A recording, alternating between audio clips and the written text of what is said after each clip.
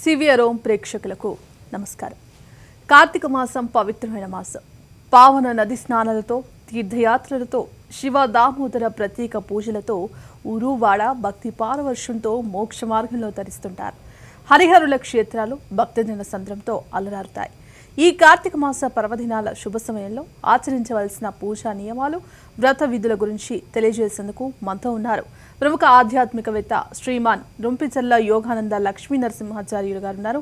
వారిని అడిగి మరిన్ని విషయాలు తెలుసుకుందాం. నమస్కారం గురుగారు. గురుగారు, కార్యక్రమాన్ని మంచి శ్లోకంతో ప్రారంభిద్దాం. వసుదేవసుతం దేవం కంసచానూరమర్దనం దేవకీ పరమానందం కృష్ణం వందే జగద్గురుం గోవిందాయ విద్మహే గోపీజనవల్లభాయ ధీమహి తన్నో కృష్ణ ప్రచోదయాత్. వల్లభి శ్రీ వేణుగోపాల స్వామి వారి యొక్క పాదపద్మం నమస్కారం చేసి కార్యక్రమం ప్రారంభం చేద్దామమ్మా. అయితే గురుగారు, కార్తీక మాసం అనగానే ఎంతో పవిత్రమైన మాసంగా కూడా అందరూ భావిస్తూ ఉంటారు. మరి ఈ నేపథ్యంలో కార్తీక మాసంలో మనం ఆచరించవలసిన నియమాలు ఏంటి తెలియజేస్తారు? కార్తీక మాసం మనకు చైత్ర నుండి ఫాల్గుణ మాసం వరకు ఉన్నటువంటి 12 మాసాల్లో 8వ మాసంగా తెలుగు మాసంగా చెబుతారు కార్తీక మాసాన్ని. ఈ కార్తీక మాసం ఎక్కువ మంది మిగతా మాఘమాసాలు వైశాఖ మాసం కన్నా కూడాను కార్తీక మాసం అనేటువంటిది ఎక్కువ మంది ప్రజలు ఈ యొక్క మాసాన్ని చాలా పుణ్య కార్యక్రమమైనటువంటి నదీ స్నానంగా కానీ, దానంలో పనికొచ్చేటువంటి ఒక మాసంగా కానీ, అర్చనాది కార్యక్రమాలు నిర్వహించుకునేటువంటి దానిగా కానీ, దీపారాధన కూడా ఈ కార్తీక మాసంలో ప్రతి వాళ్ళు ఎక్కువ శాతం చేస్తారు. ఎక్కువ అయితే ఉత్తమమైనటువంటి మాసాల్లో కార్తీక మాసం కూడా ఒకటి. ఈ కార్తీక మాసంలో స్నానము, దానము, తదుపరి దీపారాధన 3 ఈ యొక్క కార్తీక మాసం ఒక్కదానికి మాత్రమే చెప్పబడి ఉంది. తర్వాత విశేషంగా ఈశ్వర ఆరాధన అంటే పరమేశ్వరుని యొక్క ఆరాధన అనేటువంటిది ఈ కార్తీక మాసంలో విశేషంగా చెప్పబడినటువంటిది.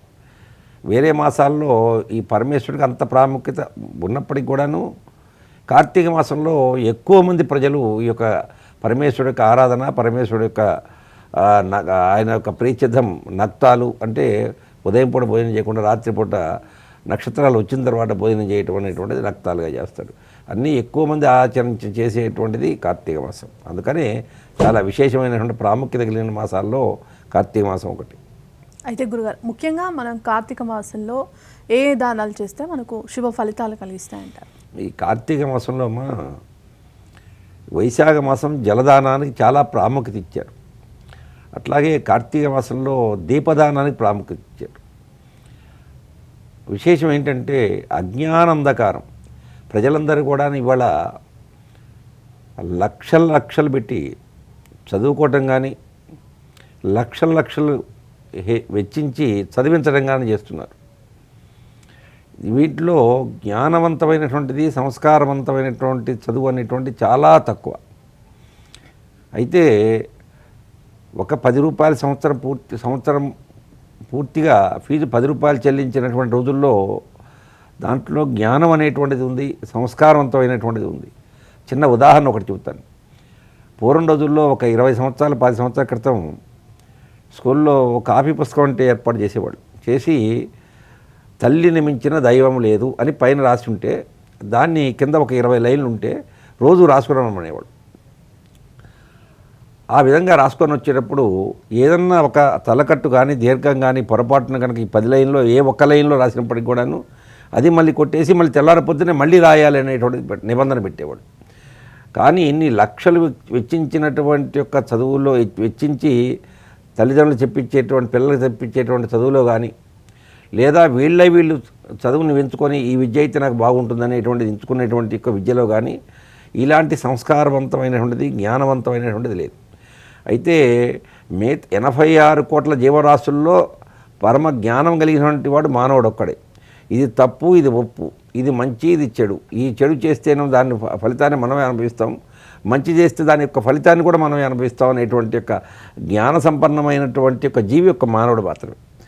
ఆ జ్ఞానం అనేటువంటిది ఇప్పుడు లేదు, చాలా తక్కువైపోయింది. కళాశాలలు అభివృద్ధి చెందినవి, రకరకాలైనటువంటి యొక్క పాఠశాలలు కానీ కళాశాలలు కానీ చదువుకునేటువంటి యొక్క సెంటర్స్ కానీ ఎక్కువగా ఉన్నాయి. కానీ జ్ఞానవంతమైనటువంటి చదువు అనేటువంటిది లేదు, కొదవైపోయింది. అయితే జ్ఞానవంతమైన చదువు లేకపోవడం కారణం చేతనే ఇన్ని రకాలైన నేర ప్రవృత్తికి ఆడవాళ్ళు కానీ మగవాళ్ళు కానీ జరుగుతుంది. సభ్య సమాజంలో ఆడది ఒంటరిగా వెళ్ళటం కానీ, కనీసం మగవాళ్ళు కూడా ఒంటరిగా వెళ్ళలేనటువంటి పరిస్థితి. అంటే రకరకాలైనటువంటి యొక్క నేర ప్రవృత్తి కలిగినటువంటి సమాజం ఉంది కాబట్టి అజ్ఞానం అనేటువంటిది ఉండటం చేత ఇలాంటి పరిస్థితి ఏర్పడింది.